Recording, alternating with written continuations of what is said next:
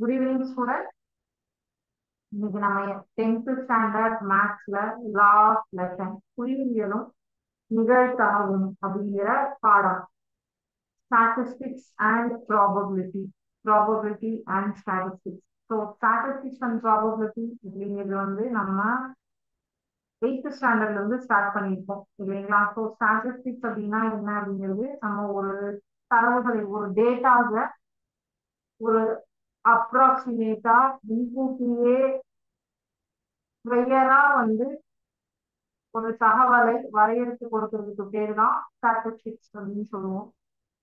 So புள்ளியியல் அப்படிங்கிற வார்த்தை லத்தீன் மொழியில இருந்து வந்தது. ஸோ இது வியாபாரத்துக்கு ஃபியூச்சர் இதுக்காக கால்குலேட்டிவா இருக்கிறதுக்கு, அப்புறம் இந்த அரசியல், அதாவது எப்படின்னு பாத்தீங்கன்னா எக்கனாமிக் ரிப்போர்ட்ஸ்க்கு, future plan, business, marketing research, அதுக்கெல்லாம் உங்களுக்கு யூஸ் பண்றதுக்காக தான் இந்த ஸ்டாட்டிஸ்டிக்ஸ் அப்படிங்கிற ஒரு இதை பயன்படுத்துறோம்.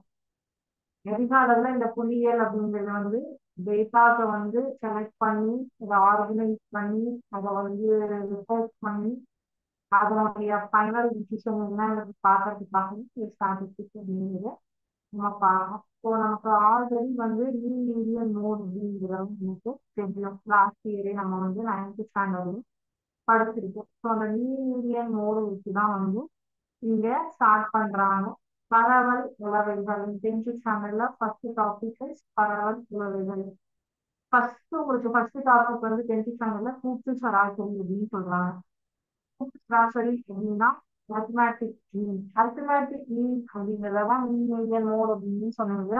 இந்த மீன் மோட் அப்படிங்கிற கான்செப்ட், மீன் அப்படின்னா என்ன, மீடியம்னா என்ன, மோட்னா என்ன, இதுக்கு நான் ஒரு சிமுலேஷன் காட்டுறேன். ஸோ இந்த லெசனை பொறுத்த வரைக்கும் மேக்சிமம் உங்களுக்கு எல்லாமே சிமுலேஷன்லேயே நம்மளால கவர் பண்ண முடியும். பிகாஸ் சிமுலேஷன்லேயே சம்ஸ்கிருதம் அப்லோட் பண்ணி பார்க்கலாம். ஓகேங்களா?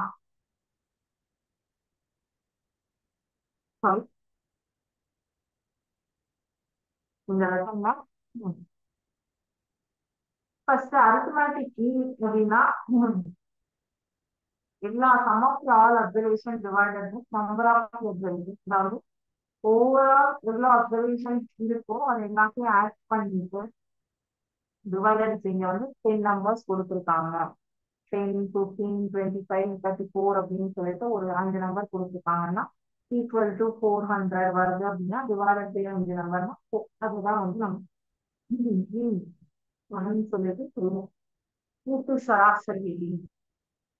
ஸோ இதுக்கு ஃபர்ஸ்ட் நம்ம ஒரு சிமுலேஷன் பார்ப்போம். அதுக்கப்புறம் நம்ம எக்ஸசைஸ்க்குள்ள என்னென்ன பிரிச்சிருக்காங்க அப்படிங்கிற பகுதி போகலாம்.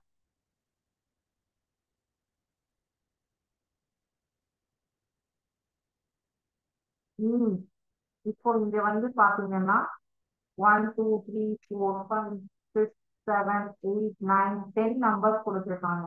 சரி, நீங்க எப்படி கால்குலேட் பண்ணுவாங்க? இந்த 10 ஆட் பண்ணி 10ஆல வகுப்பீங்கன்னா 10 நம்பரையும் ஆட் பண்ணிட்டு 10ஆல வகுக்கணும். ஓகேங்களா? அதுதான் மீன் அப்படின்னு சொல்லுவாங்க. ஸோ இந்த மீனுக்கு உங்களுக்கு என்ன இந்த 10 வேல்யூஸையும் ஆட் பண்ணிட்டு அதுக்கப்புறம் அதை 10ஆல டிவைட் பண்றது. சரிங்களா? ஸோ மீடியன் அப்படின்னா இடைநிலை அளவு அப்படின்னு சொல்லுவோம். மீடியன் அப்படிங்கிறது ஒரு சராசரி. சரிங்களா? ஸோ மீடியன் அப்படிங்கிறது பாத்தீங்க அப்படின்னா இந்த நம்பர்ஸை எல்லாத்தையுமே நீங்க ஆட் பண்ணிட்டு plus 1. Okay, n plus 1 divided by t. Odd நம்பரா இருந்தா நம்பரா இருந்தா n by 2 plus n by 2 plus 1 medium நம்பராங்க. ஸோ மீடியம்னா என்ன ஆச்சு, மீடியம்னா என்ன ஆச்சு. ஸோ மீடியக்கும் மீடியம்க்கும் டிஃபரன்ஸ் ஒரு 50 டிஃபரன்ஸ் தான். ஓகேவா? ரொம்ப பெரிய டிஃபரன்ஸ் கிடையாது. அப்புறம் மோடு, அதுக்கப்புறம் ஸ்டாண்டர்ட் டீவியேஷன். ஸ்டாண்டர்ட் டீவியேஷனுக்கு உங்களுக்கு ஃபார்முலா இருக்கு. இந்த ஃபார்முலாவெல்லாம் நீங்க ஸ்டாண்டர்ட் டீவியேஷன் போடுவீங்க.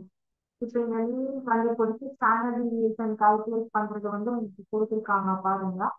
உங்களுக்கு வேல்யூஸ் எல்லாமே கொடுத்துருக்காங்க. இங்க வேறக்காவது மீன் என்ன, மீடியம் என்ன, மோட்னா, ஸ்டாண்டர்ட் டிவியேஷன் என்ன. ஸ்டாண்டர்ட் டிவியேஷன் கால்குலேட் பண்றதுக்கு நமக்கு நிறைய ஃபார்முலாஸ் இருக்கு, ஒவ்வொரு மெத்தட் இருக்கு, சரிங்களா? ஸோ அதை வந்து ஸ்டாண்டர்ட் டிவியேஷன்ல பாத்தீங்கன்னா டைரக்ட் மெத்தட், மெத்தட், டெவியேஷன் மெத்தட், அந்த மாதிரி உங்களுக்கு மெத்தட்ஸ் இருக்கு. ஸோ மெத்தட் டு மெத்தட் உங்களுக்கு ஃபார்முலா ஆகும். இது வந்து ஜெனரல் மீனிங் கண்டுபிடிக்கிறதுக்கான ஃபார்முலாவை போட்டிருக்கிறது, ஓகேவா? இதுலயே மீனிங் வந்து டெவியேஷன் மெத்தட்ல கண்டுபிடிச்சா என்ன ஃபார்முலா, டெவியேஷன் மெத்தட் ஃபார்முலா உங்க வீட்டுல கொடுத்துருக்காங்க.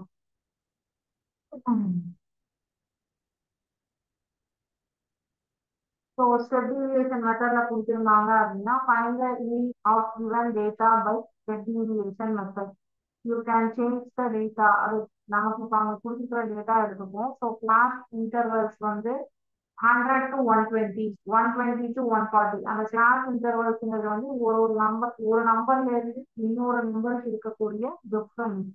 100 to 120னா அந்த 20 நம்பர்ஸ் இங்கிட்டு இங்க இருக்கு, அதுதான் இது வந்து கொடுத்துருக்காங்க. அப்புறம் ஒவ்வொன்றா வந்து இவங்க என்ன வேல்யூஸ் கொடுத்துருக்காங்க, 100, 120, 140, 160, 180, இது ஏழு இந்த வேல்யூ. அடுத்தது பியோட வேல்யூ 120, 140, அந்த எண்ட் வேல்யூ வந்து பியா இருக்காங்க.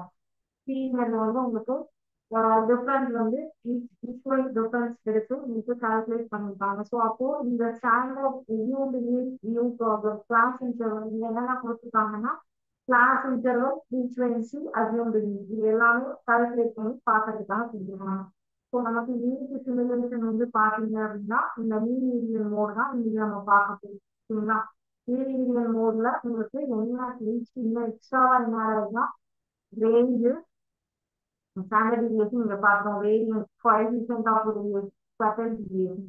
ஸோ இது என்ன கொடுத்துருக்காங்க, என்னென்னங்கிறது ஃபார்முலாஸ் ஆகும். அடுத்த கிளாஸ்ல உங்களுக்கு இந்த சம் வந்து இந்த சிமுலேட்டர் ஒர்க் அவுட் பண்ணலாம், சரிங்களா? ஸோ இப்போ இன்னைக்கு நம்ம ஒவ்வொரு டாபிக்கும் என்ன கொடுத்துருக்காங்க, ஃபர்ஸ்ட் டாபிக் அதுதான் வந்து நம்மளுடைய first topic, okay? So first topic வந்து பரவல் விளைவுகள், ஓகேவா? ஸோ பரவல்களில் பல்வேறு வகைகள் என்னென்ன அப்படிங்கிறது தான் இன்னைக்கு கிளாஸ்ல நம்ம பார்க்க போறோம், பார்க்கலாமா?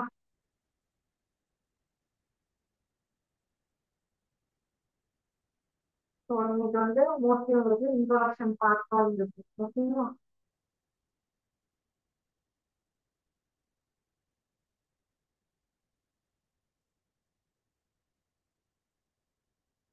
பரவல் அளவைகள் அப்படின்னா measures of dispersion.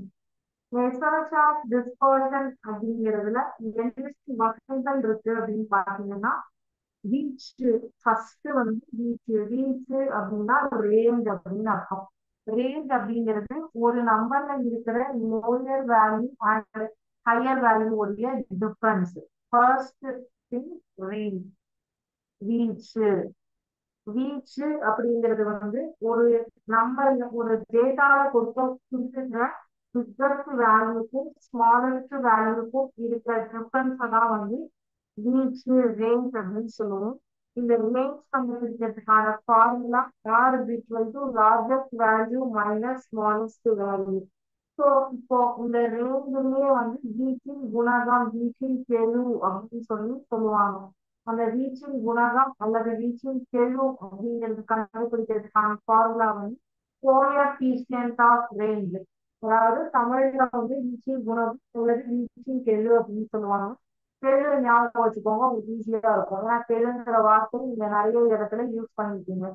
So coefficient of range அப்படின்னா largest value minus smallest value divided by largest value plus smallest value. இதுதான் வந்து ரேஞ்ச் கண்டுபிடிக்கிறது, கோஎஃபிஷியன்ட் ஆஃப் ரேஞ்ச் கண்டுபிடிக்கிறதுக்கான ஃபார்முலா. ஸோ இப்போ ஃபர்ஸ்ட் மெத்தட்ஸ் ஆஃப் டிஸ்பர்ஷன்ல first topic is range. Range அப்படின்னா ஒரு டேட்டால largest வேல்யூக்கும் smallest வேல்யூக்கும் இருக்கக்கூடிய டிஃபரன்ஸ் தான் வந்து ரேஞ்ச் அப்படின்னு சொல்லுவோம். தமிழ்ல ரீச். ரீச் என்பது ஒரு தரவில் உள்ள பெரிய மதிப்பிற்கும் சிறிய மதிப்பிற்கும் இடையே உள்ள வித்தியாசம், ஓகே? ரெண்டாவது coefficient of range. Coefficient of ரேஞ்ச்ங்கிறது அந்த largest value minus smallest value divided by largest value plus smallest value தான் கோஎஃபிஷியன்ட் ஆஃப் ரேஞ்ச். ஸோ இந்த range related problems will come under 2 mark question. ஓகேங்களா? ரெண்டு மதி கேள்வி வினாக்கள்ல உங்களுக்கு இந்த கேள்வி வரும். அடுத்தது இரண்டாவது சராசரியிலிருந்து விலகல் deviation from the mean.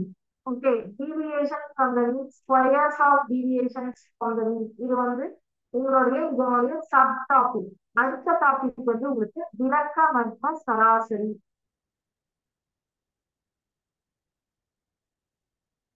விலக்க வர்க்க சராசரியில உங்களுக்கு 3 மெத்தட்ஸ் இருக்கு. ஒவ்வொரு மெத்தடா தான் உங்களுக்கு சிலதான் உங்களுக்கு அண்டர்ஸ்டாண்ட் ஆகும். ஓகேங்களா? ஃபர்ஸ்ட் இந்த சராசரியிலிருந்து விலகல் பார்க்கணும். டீவியேஷன்ஸ் ஃப்ரம் த மீன் அப்படிங்கிறது தான் வந்து சராசரியில் இருந்து விலகல் அப்படின்னு சொல்லி சொல்றாங்க. ஸோ சராசரியிலிருந்து விலகுனா ஒரு டேட்டா கொடுத்துருப்பாங்க. x1 x2 up to n வரைக்கும் டேட்டா கொடுத்துருப்பாங்க. இந்த டேட்டாவுக்கு ஒரு நம்பர் எக்ஸ்ட்ரா அப்படின்னு சொல்லிட்டு நம்ம வந்து ஒரு வேல்யூ, அதாவது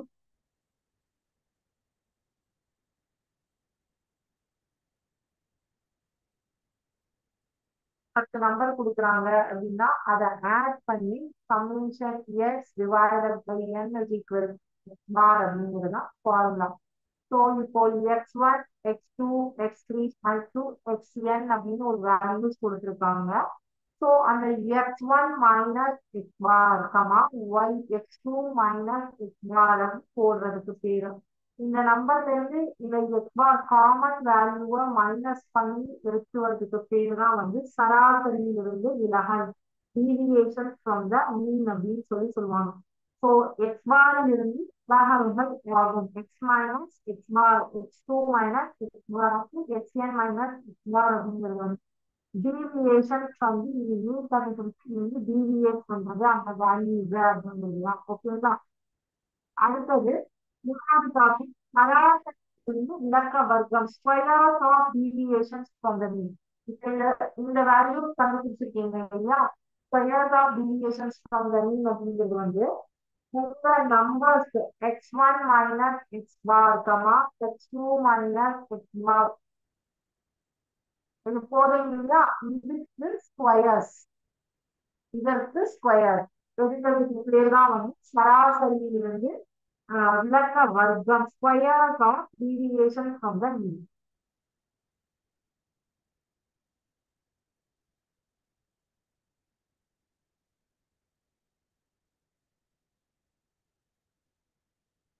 அடுத்த டாபிக் வேரியன்ஸ், விலக்க வர்க்க சராசரி. வேரியன்ஸ் அப்படிங்கிறது என்ன அப்படின்னு பாத்தீங்கன்னா, நம்ம இந்த டிஃப்ரெண்ட் டைப்ஸ் ஆஃப் டிஸ்பர்சன்ஸ் பார்த்துட்டு இருக்கோம். இந்த பேசிக்ஸ் எல்லாம் தெரிஞ்சாலும் உங்களால் சம்ஸ்குள்ள ஒர்க் அவுட் பண்ண முடியும். ஃபர்ஸ்ட் என்ன பார்த்தோம்? ரேஞ்ச் பார்த்தோம். ரெண்டாவது deviation from the mean பார்த்தோம். மூணாவது squares of deviation from the mean பார்த்தோம். நாலாவது விலக்க வர்க்க சராசரி, வேரியன்ஸ். வேரியன்ஸ் அப்படிங்கிறது என்ன அப்படின்னு பாத்தீங்க அப்படின்னா, வேரியன்ஸ் சிக்மா ஸ்கொயர்ட் அப்படிங்கிற ஒரு இதால வந்து நொட்டேஷன் அப்படின்னு சொல்லுவோம். குறியீடு வேரியன்ஸை வந்து சிக்மா ஸ்கொயர்ட் அப்படின்னு குறிப்போம். ஸோ வேரியன்ஸ்க்கான ஃபார்முலாவையும் நாங்க என்னன்னு ஃபர்ஸ்ட் சொல்லிடுறேன். சம்மேஷன், இந்த குறியீடுக்கு பேரானது, இந்த நொட்டேஷனுக்கு நேம் வந்து summation L is equal to 1 to n. இதை வச்சுதான் ரீச் பண்ணணும். சரிங்களா? xi minus x bar the whole square divided by n. இத விலக்க வர்க்க சராசரி வேரியன்ஸ்ல சொல்லுவோம். வேரியன்ஸ் அப்படிங்கிறது என்ன அப்படின்னு பாத்தீங்கன்னா, ஒரு டேட்டால குறிப்பிட்ட அந்த பாயிண்ட்டுக்கும், அதாவது தரவு புள்ளிக்கும் அதன் கூட்டு சராசரிக்கும் இடையே உள்ள விஷயம் ஸ்கொயர் பண்ணி அதற்கு வந்து விலக்க வர்க்க சராசரி, அந்த வர்க்கத்துக்கு சராசரி கண்டுபிடிக்கிறது விலக்க வர்க்க சராசரி. அப்படிங்கிறது square meaning of the square of the deviation from the mean. அதாவது ஒரு டேட்டாவை மீன் கண்டுபிடிக்கும், ஸ்கொயர் கண்டுபிடிக்கணும். அந்த ஸ்கொயர் கண்டுபிடிச்ச ஆன்சருக்கு நம்ம வந்து சராசரி எடுக்கணும், ஆவரேஜ் எடுக்கணும். அதுதான் வந்து வேரியன்ஸ். இப்ப இதுக்கு முன்னாடி பாத்தீங்க இல்லையா, சராசரியிலிருந்து விலக்க வர்க்கம், இந்த squares of deviation from the mean. இந்த மீனுக்கு வந்து என்ன பண்ணணும் அப்படின்னா ஸ்கொயர்ஸ் எடுப்பீங்க. அந்த ஸ்கொயர்ஸ் எடுக்க வேல்யூக்கு ஃபார் எக்ஸாம்பிள் 5, 10, 15 இதுக்கு ஒரு மீன் கண்டுபிடிச்சு இதை வந்து ஆவரேஜ் எக்ஸ் மைனஸ் எக்ஸ் பார்னு ஒரு வேல்யூ போட்டுருக்கீங்க. அதை வந்து பாத்தீங்கன்னா 8, 9, 10ன்னு எடுத்துக்கோங்க. இப்ப 8 ஸ்கொயர் 64, 81, 100 இதை ஆட் பண்ணி இதுக்கு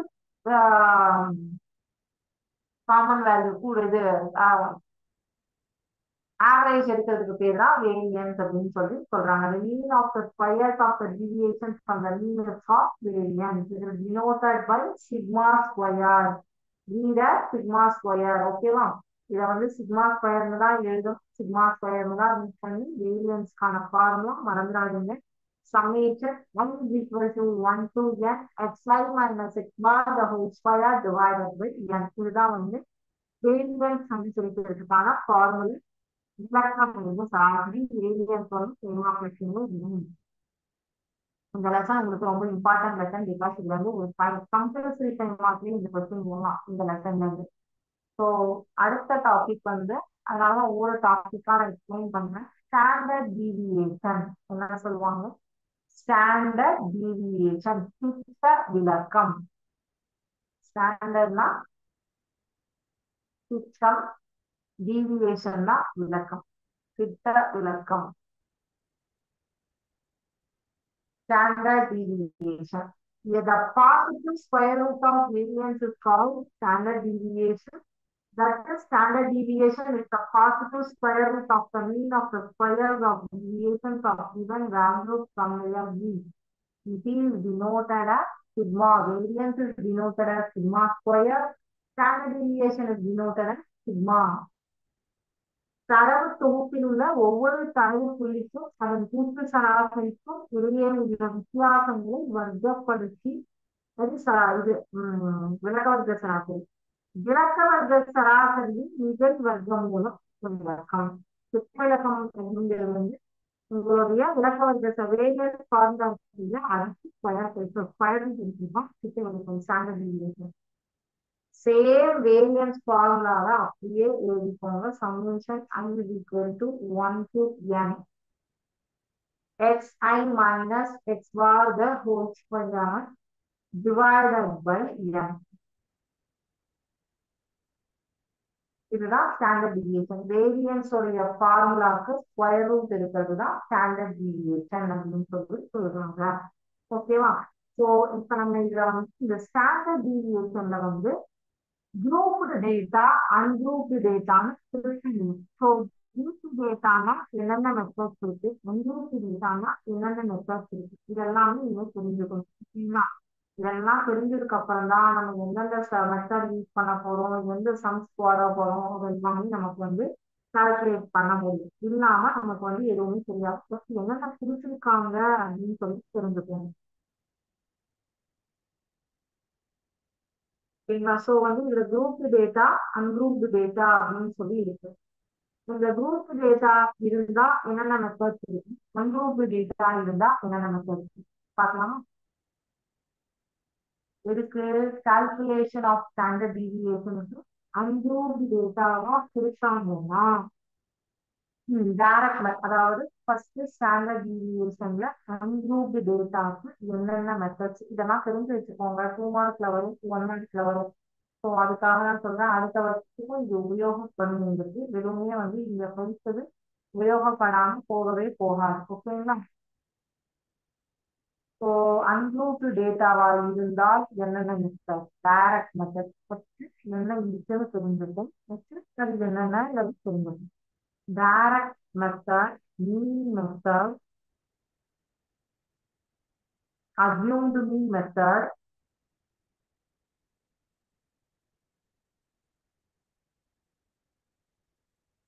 assumed mean method, step deviation method. step deviation method தான் உங்களுக்கு ஒரு சிமுலேஷன் கூட சொன்னேன். இதை நம்ம இந்த சம்ஸ் போடும்போது அப்படியே அந்த சிமுலேஷன்லயே போட்டு யூஸ் பண்ணிப்போம். ஸோ வந்து நேரடி முறை, கூட்டு சராசரி முறை, ஊக சராசரி முறை, அடி இலக்க முறை. தமிழ்ல வந்து நேரடி முறை, கூட்டு சராசரி முறை, ஊக சராசரி முறை, பதிவிலக்க முறை. இது அன்குரூப்டு டேட்டாக்கு. இது எதுக்கு? அன்குரூப்டு டேட்டாக்கு. குரூப்டு டேட்டாவா இருந்தது அப்படின்னா mean method, assumed mean method, step deviation method, 3 method தான். அன்குரூப்டு டேட்டா 4 மெத்தட்ஸ் இருக்கு. குரூப்டு டேட்டாக்கு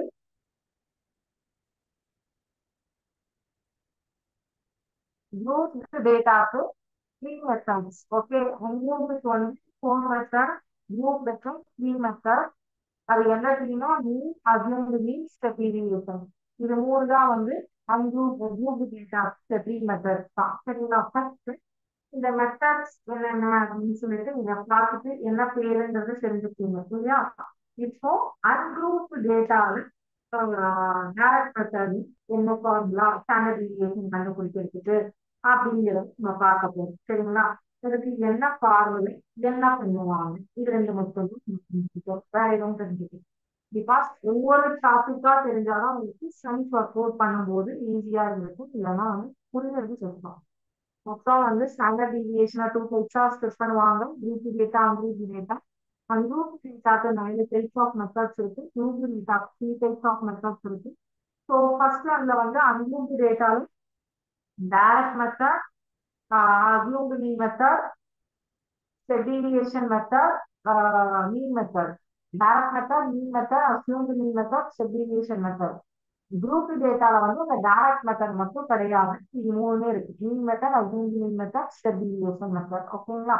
சோ இதுல நம்ம ஃபர்ஸ்ட் அன்குரூப்டு டேட்டாக்கு டைரக்ட் மெத்தட்னா என்ன ஃபார்முலா, சிக்மா ஃபார்முலா, என்ன சிஸ்டம் விளக்கம், இதெல்லாம் ஸ்டாண்டர்ட் டீவியேஷன் தான்.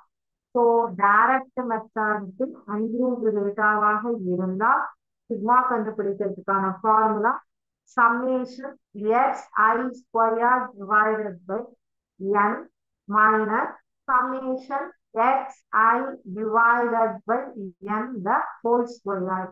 இது direct method ungrouped data for standard deviation calculation. So இப்போ இந்த ஃபார்முலா கொடுத்துருக்காங்க இல்லையா? இந்த ஃபார்முலாக்கு எனக்கு எப்படி இருந்தா நான் இந்த இதை பண்ணுவேன் அப்படின்னு சொல்லிட்டு உங்களுக்கு டவுட் வருது. இப்போ இந்த மீட்டாஸ் உங்களுக்கு கொடுத்துருவாங்க. ஃபார் எக்ஸாம்பிள் 13, 8, 4, 9, 7, 12, 10 அப்படின்னு சொல்லிட்டு எவ்வளவு நம்பர்ஸ் எழுதிருக்கோம்? 7 நம்பர்ஸ், 7 நம்பர்ஸ் நம்ம எழுதிருக்கோம். இப்போதான் இந்த குறிப்பிட்ட given data is equal X I அப்படின்னு சொல்லுவோம். எக்ஸ் ஒன்றானது 13, எக்ஸ் டூ 8, எக்ஸ் ஃபோர் அந்த மாதிரி எக்ஸ் ஐ. ஸோ இப்போ சம்மேஷன் ஆஃப் எக்ஸ் ஐ அப்படின்னு பாத்தீங்கன்னா இதை ஏழு டேட்டாவையும் ஆட் பண்ணும். ஆட் பண்ணீங்க அப்படின்னா என்ன வரும் அப்படின்னு சொல்லிட்டு நீங்க பார்க்கணும். 13, 13, 23, 33, 35, 35, 30, 40, 45, 50, 59, 63, 63. Okay, summation x i 63. இப்போ இந்த ஃபார்முலால சம்மேஷன் எக்ஸ்ஐ ஸ்கொயர்னு இருக்கு.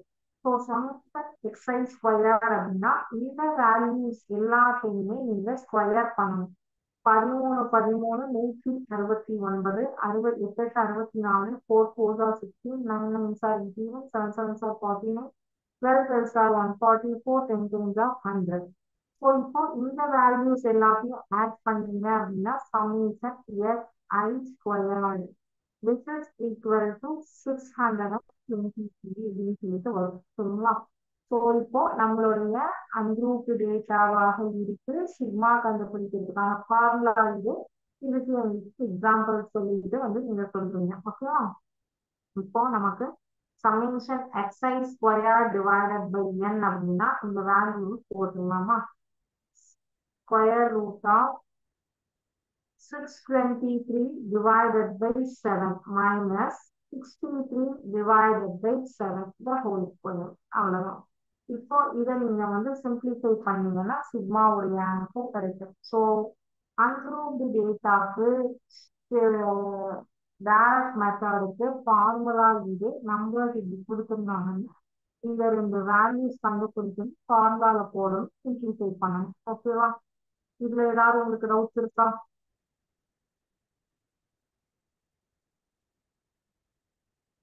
ஓகே, இதுல ஒரு டவுட் கேட்டிருக்கீங்க. உங்களுக்கு நீங்க வந்து இப்போ ஒவ்வொரு இதுக்குமே வந்து எக்ஸாம்பிள் சம்ஸ் கொடுப்பீங்களா ஒவ்வொரு ஃபார்முலாவும் அப்படின்னு கேட்டிருக்கீங்க. ஒவ்வொரு ஃபார்முலாவுக்கும் எக்ஸாம்பிள் சம்ஸ் சொல்லி சொல்லுவேன். அதே மாதிரி குரூப் டேட்டாக்கு டைரக்ட் மெத்தட் இருக்கான்னு கேட்டிருக்கீங்க. கிடையாது. இது வந்து பை டிஃபால்ட் அவங்க ஆல்ரெடி வந்து குரூப் டேட்டானா இந்த இதெல்லாம் இருக்கு, அன்குரூப் டேட்டானா இதெல்லாம் இருக்கு அப்படிங்கிறது ஆல்ரெடி நமக்கு வந்து ப்ரீ எக்ஸிஸ்டிங்கா கொடுத்துருக்காங்க. அந்த டேட்டாஸ் தான் நம்ம வந்து யூஸ் பண்றோம். ஸோ குரூப் டேட்டாக்கு டைரக்ட் மெத்தடுக்கான ஃபார்முலா கிடையாது. ஓகேங்களா? ஸோ டவுட் கிளாரிட்டி ஆகிருக்கும்னு நினைக்கிறேன். அடுத்த மெத்தட் கூட்டு சராசரி முறை, மீன் மெத்தட். ஓகேவா? மீன் மெத்தடுக்கு உங்களுக்கு ஃபார்முலா என்ன அப்படிங்கிறது பார்க்கணும். ஸோ மீன் மெத்தட், அதுக்கப்புறம் வந்து அஸ்யூம்டு மீன் மெத்தட், அப்புறம் வந்து ஸ்டெப் டீவியேஷன் மெத்தட். ஓகேவா? இது எல்லாமே இப்ப நம்ம பார்க்கறது குரூப் டேட்டாக்கு வேற வரும், வேற ஃபார்முலாஸ் வந்து கொஞ்சம் கொஞ்சம் வேரியேஷன்ஸும் வரும். சரிங்களா? ஸோ அன்குரூப்புக்கு வந்து கன்ஃபியூஸ் பண்ணிட்டாருங்க. நம்ம பார்க்க போற 4 மெத்தடையும் அன்குரூப் டேட்டா. ஓகேவா? இப்போ இது வந்து டைரக்ட் மெத்தட் பார்க்கலாம். அடுத்தது மீன் மெத்தட்.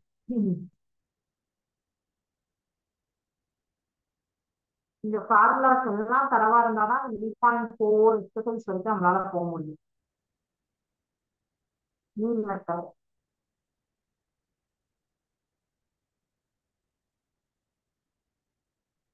மீன் மெத்தட் இல்லையா? ஸோ மீன் மெத்தடுக்கும் ஸ்டாண்டர்ட் டீவியேஷன் கண்டுபிடிக்கிறதுக்கான formula square root of summation bi square divided by n. இப்போ இது வந்து ஸ்டாண்டர்ட் டீவியேஷன் கண்டுபிடிக்கிறதுக்கான ஃபார்முலா.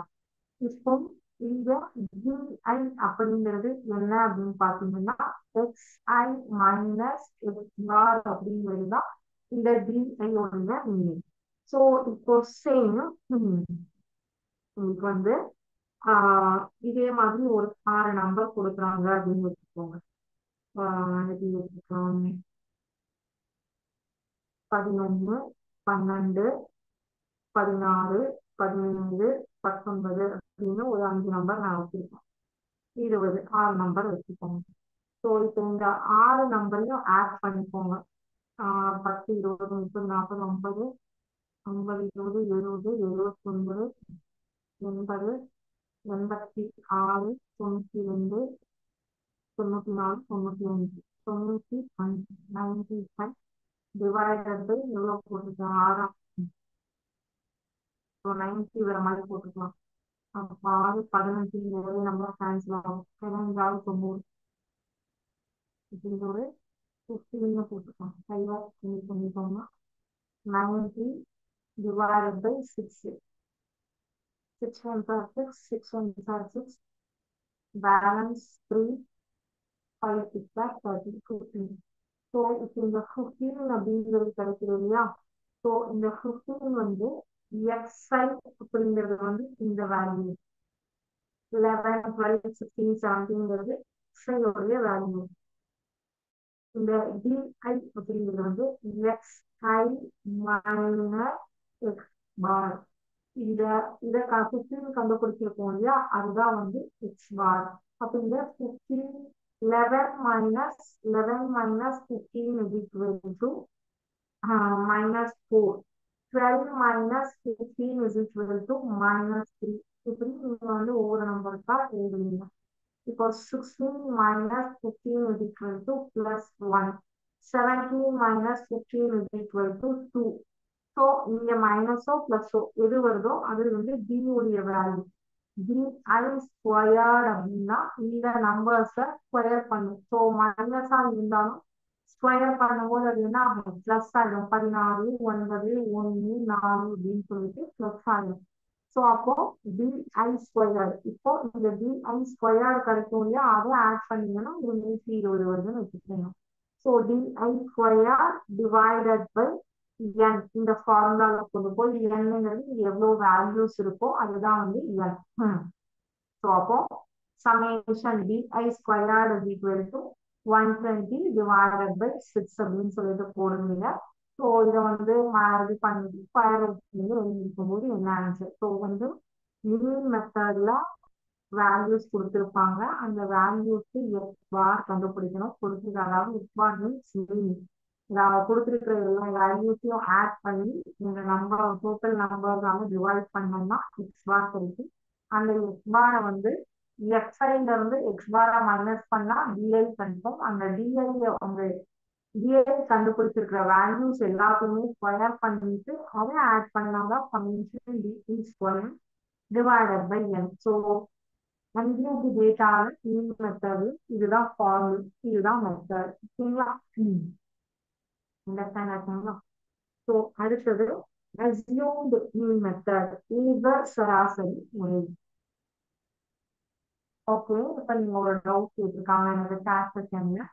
மீன் மெத்தடும் இதுக்கு முன்னாடி பார்த்த டைரக்ட் மெத்தடும் வந்து ஒரே மாதிரி வந்து மென்ஷன் பண்ணியிருந்தாதான் இந்த மெத்தட் யூஸ் பண்ணுவோமா, இல்லை நமக்கு எந்த மெத்தட் ஈஸியோ வரும்?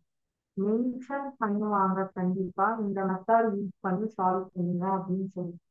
ஸோ சொன்னாங்கன்னா அந்த ஃபார்முலா தான் கம்பல்சரி யூஸ் பண்ணணும். இப்போ நீங்க வந்து டைரக்ட் மெத்தட்ல சால்வ் பண்ணீங்கன்னு சொல்லிட்டு மீன் மெத்தட்ல போய் ஒர்க் அவுட் பண்ணி வச்சீங்கன்னா முக்கிய மார்க் தருவாங்க. இதே வந்து எந்த மெத்தடுமே மென்ஷன் பண்ணவே இல்லை அப்படின்னா நீங்க வந்து உங்களுக்கு எந்த மெத்தட் ஈஸியா இருக்கோ அது எடுத்துக்கலாம். ஸோ ஓகேங்களா?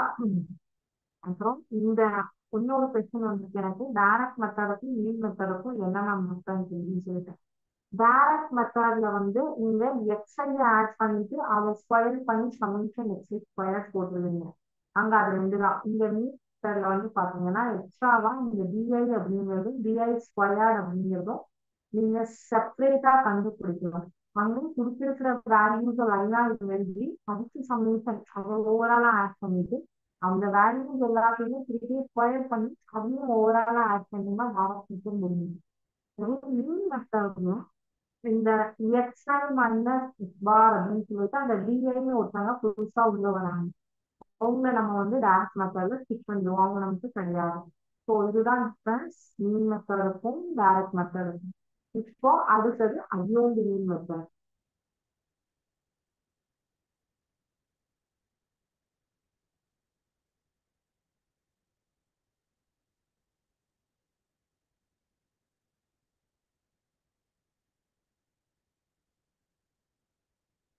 assumed mean method. assumed mean மெத்தடுக்கு ஃபார்முலா என்ன அப்படின்னு பாத்தீங்க அப்படின்னா sigma is equal to square root of summation bi square divided by n minus summation bi divided by n the whole square. Sigma is equal to summation bi squared minus divided by n minus summation bi by n the whole square அப்படின்னு கொடுத்துருக்காங்க. So இப்போ இந்த summation D உங்களுடைய புக்ல நிறைய வந்து கலரிகளும் வந்து நிறைய கொடுத்துருப்பாங்க. அதெல்லாம் நீங்க பார்த்தீங்கன்னா உங்களுக்கு ரொம்ப கன்ஃபியூஸ் ஆயிடும். நீங்க அதனால என்ன பண்றீங்கன்னா நான் சொல்றத மட்டும் கேளுங்க. இப்போ வந்து நம்ம இதுக்கு முன்னாடி மெத்தட் பார்த்தீங்க இல்லையா, மீன் மெத்தட். மீன் மெத்தட்ல டிஐ கண்டுபிடிக்கிறதுக்கு என்ன சொன்னேன், எக்ஸ்ஐ மைனஸ் எக்ஸ் பார்னு சொன்னேன். சேம் இங்கேயும் எக்ஸ்ஐ மைனஸ் எக்ஸ் பார் கண்டுபிடிச்சிட்டு அந்த டிஐ ஸ்கொயரும் கண்டுபிடிக்கணும்னு சொன்னேன். ஸோ சம்மேஷன் டிஐ இங்க கிடைச்சிடும், சம்மேஷன் டிஐ ஸ்கொயர் இங்க கிடைச்சிடும். இது ரெண்டும் கண்டுபிடிச்சிட்டீங்கன்னா இந்த அஸ்யூம்டு மெத்தட்ல நீங்க சப்ஸ்டிட்யூட் பண்ணி ஆன்சர் எடுத்து வந்துடலாம். புக்ல கொடுத்துருக்க அந்த கதையெல்லாம் பார்த்தீங்கன்னா ரொம்ப கன்ஃபியூஸ் ஆகுங்க. ஸோ இப்போ நம்ம என்னென்ன மெத்தட் பார்த்துருக்கோம், டைரக்ட் மெத்தட் ஃபார்முலா தெரியும், மீன் மெத்தட் ஃபார்முலா தெரியும், அஸ்யூம்டு மெத்தட் ஃபார்முலா தெரியும். ஸோ இந்த மூணு எப்படி சம்ஸ் கொடுத்தா எப்படி ஒர்க் அவுட் பண்ணணுங்கிறது தெரியும். இந்த கிளாரிட்டி இருந்தா மட்டும்தான் உங்களால் ஃபர்தரா சம் போடும்போது புரிஞ்சு போட முடியும். இல்லை அப்படின்னா உங்களுக்கு பயங்கரமா கன்ஃபியூஸ் ஆகும். ஸோ இந்த கிளாஸ்ல நம்ம அன்குரூப்டு பேஸ்டான மூணு மெத்தட்ஸ் பார்த்து இந்த மூணு மெத்தட்ஸும் ஃபார்முலாஸும் பார்க்கணும். ஸோ இதுல ஏதாவது டவுட் இருந்ததுன்னா கேளுங்க.